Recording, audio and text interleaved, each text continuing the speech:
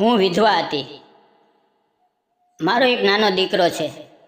તે ખૂબ નાનો હતો, તેથી તેને દૂધની ઘણી જરૂર પડતી હતી.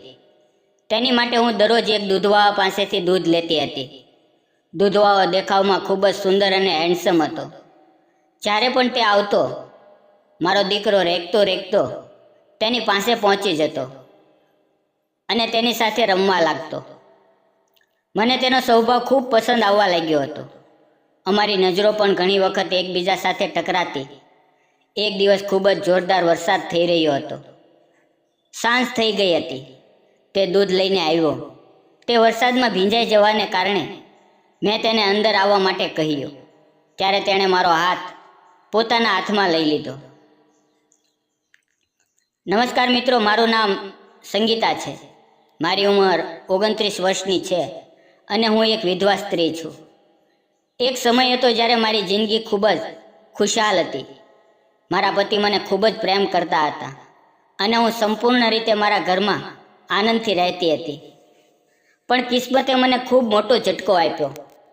મારા પતિનું એક કાર અકસ્માતમાં અવસાન થઈ ગયું. અમારા લગ્ન જીવનને માત્ર 3 વર્ષ થયા હતા. જ્યારે પતિ ગયા ત્યારે મારો દીકરો માત્ર 6 મહિનાનો હતો.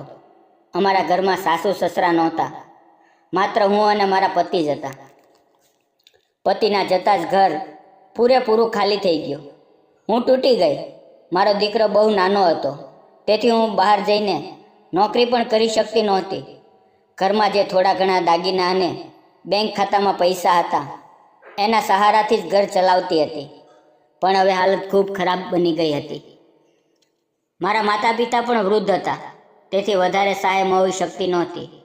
એવા સમયે ઘર ચલાવવું એક પહાડ ઊંચકવા જેવી વાત હતી. પતિના અવસાનને હવે 1 વર્ષ થઈ ગયું હતું. મારો દીકરો હવે 1.5 વર્ષનો થઈ ગયો હતો અને તેને દૂધની જરૂર હતી. અમે જે ગામમાં રહેતા તેની નજીકના ગામમાં શામુ નામનો એક દૂધવાળો રહેતો હતો. તે દરરોજ સવારે દૂધ આપવા આવતો. તે દેખાવમાં ખૂબ જ સુંદર, લાંબો, ઘઉંવર્ણો અને તેના ચહેરા પર એક સરળતાની તેજસ્વી ઝલક હતી.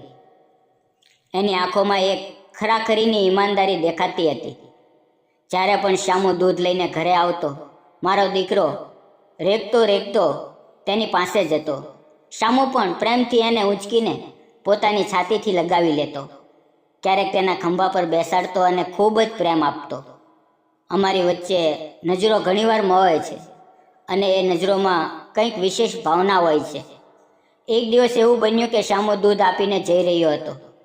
એટલામાં મારો દીકરો રેગતો રેગતો દ્વાર સુધી આવી ગયો અને નીચે પડી ગયો.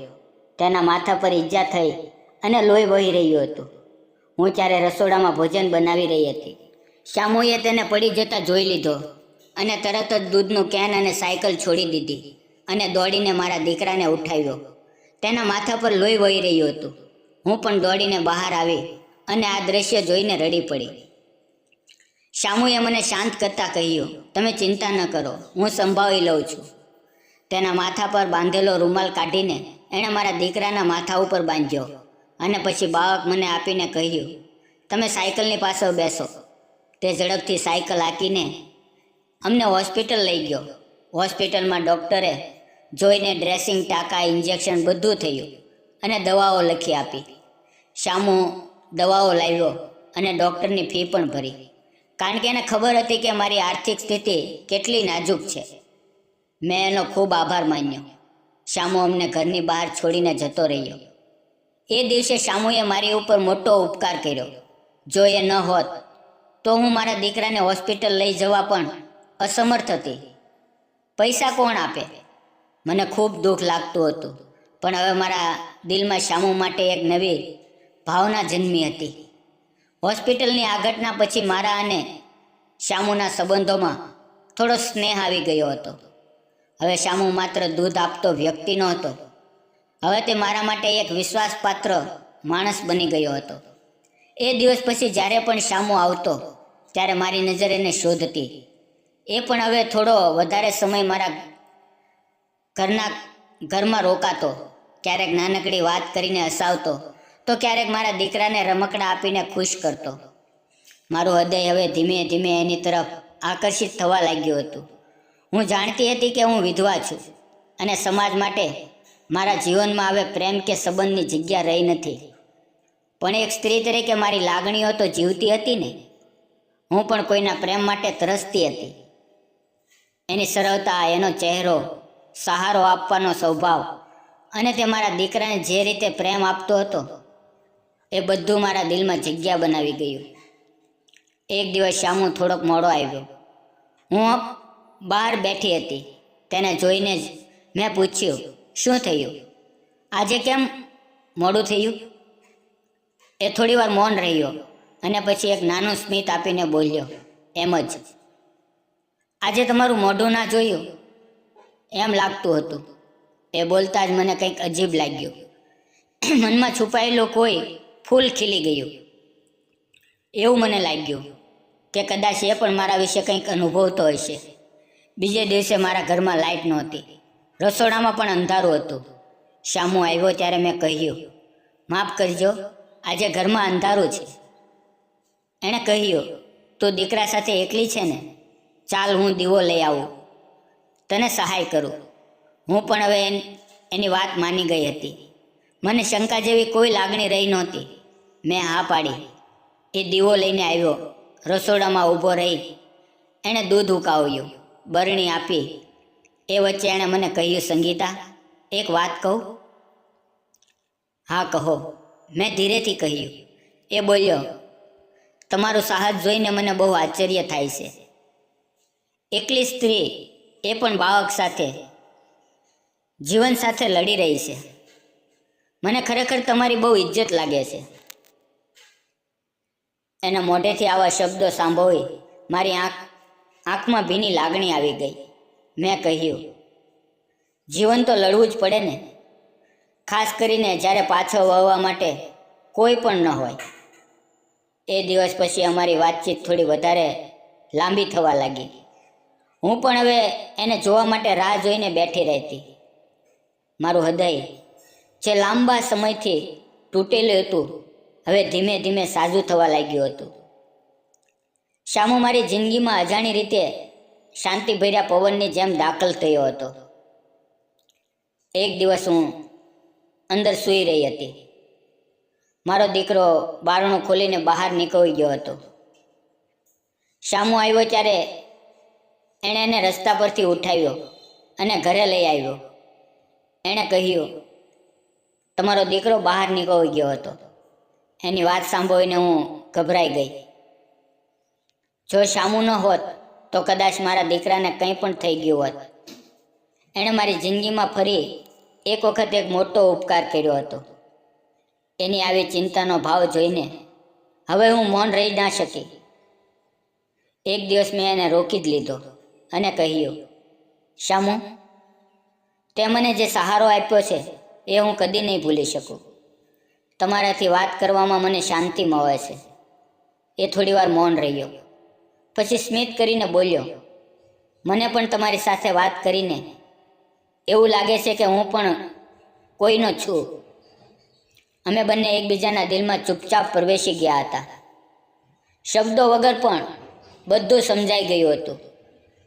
એ દિવસ પછી મારી અને શામુની વચ્ચે લાગણીઓ એક નવી દિશામાં વધવા લાગી. હવે એ દરેક દિવસે મને મળવાનું બહાનું શોધતો અને હું પણ એની રાહ જોઈને બેઠી રહેતી. કોઈ ખુલ્લી કબૂલાત નહોતી, પણ બંનેના દિલો વચ્ચે એક અદૃશ્ય જોડાણ બનેલું હતું. એક સાંજે વરસાદ ફરી શરૂ થયો. ઘરમાં હું અને મારું બાળક બંને અંદર હતા. શેરીમાં ઠંડી હવા સાથે પલળેલી માટીની સુગંધ આવી રહી હતી. આજે તબિયત થોડી બેધ્યાન લાગી રહી હતી. એ જ સમયે કોઈએ બારણું ખખડાવ્યું. મેં બારણું ખોલ્યું તો શામુ અંદર ભીંજાયેલો આવે છે. હાથમાં દૂધની બોટલ હતી. મેં તરત જ કહ્યું, અરે તમે તો ભીંજાઈ ગયા છો, જલ્દી અંદર આવો, કપડાં બદલી લો, નહીંતર ઠંડી લાગશે. એ હળવું સ્મિત લઈને અંદર આવી ગયો. મેં એને રૂમાલ આપ્યો અને કહ્યું, કપડાં સૂકા કરી લો, ત્યાં સુધી હું તમારા માટે ચા બનાવી દઉં. એ પડખે બેઠો હતો. ગરમ ચાની બાષ્પ વચ્ચે એક મૌન વાતાવરણ બન્યું. એ મને જોઈ રહ્યો હતો. પછી ધીરેથી કહ્યું, સંગીતા, હું ઘણીવાર વિચારતો હતો કે તમને કઈ રીતે કહું, પણ હવે લાગે છે કે હવે વધુ રાહ ના જોઈ શકાય. હું થોડી આશ્ચર્યમાં હતી, પણ ચૂપ રહી. એની આંખોમાં મેં ગંભીરતા જોઈ. મને લાગતું હતું કે હું તારાથી દૂર રહી શકીશ, પણ હવે એવું લાગતું નથી. તમારી અને તમારા દીકરાની જવાબદારી હું જીવનભર ઉઠાવવા માંગુ છું. શું તમે મારા જીવનનો ભાગ બની શકો છો? મારું હૃદય ધબકવા લાગ્યું. આંખોમાં અચાનક આંસુ આવી ગયા, જાણે અંજાપાની અંદર આશાનું કિરણ બની ગયું હોય. હું થોડી વાર ચૂપ રહી, પછી મસ્તક ઝુકાવી દીધું. એમાં બધું સમજાઈ ગયું. શામુનો હાથ મારા હાથમાં આવી ગયો. હવે હું ફક્ત વિધવા નહોતી, હું ફરીથી એક સ્ત્રી બની ગઈ હતી. એવી સ્ત્રી જેને પ્રેમ, સહારો અને જીવવાની નવી આશા મળી હતી. આજે મારી અને શામુની સાથે લગ્ન થઈ ગયા છે. મારો દીકરો એને પપ્પા કહીને બોલાવે છે અને શામુ એને પ્રેમથી ઉછેરે છે. મારું તૂટી ગયેલું જીવન હવે ફરીથી જળવાઈ ગયું છે. ક્યારેક ભગવાન એક દરવાજો બંધ કરે છે, પણ તે નવી બારી જરૂર ખોલે છે. મિત્રો, પ્રેમ એ જગ્યા, ધર્મ કે સ્થિતિ નથી જોતો. એ ફક્ત દિલ જોવાનું જાણે છે. અને આજની મારી કહાની એ જ સાબિત કરે છે. મિત્રો, વિડીયો પસંદ આવ્યો તો વિડીયોને લાઈક, ચેનલને સબસ્ક્રાઈબ અને એક નાની એવી કોમેન્ટ જરૂર કરજો. ફરી મળશું આવતીકાલે. ત્યાં સુધી આવજો. અને આપને જણાવી દઈએ કે વિડીયોની અંદર આવેલા નામ, પાત્ર, ઘટના ફક્ત કાલ્પનિક હતા. તેનો કોઈ પણ ધર્મ, જાતિ કે કોઈ વ્યક્તિ સાથે સંબંધ નથી. આ વાર્તા ફક્ત મનોરંજન માટે અને સમાજને એક ઉપદેશ આપવા માટે બનાવવામાં આવી હતી. ફરી મળીએ આવતીકાલે. ત્યાં સુધી આવજો. ધન્યવાદ મિત્રો.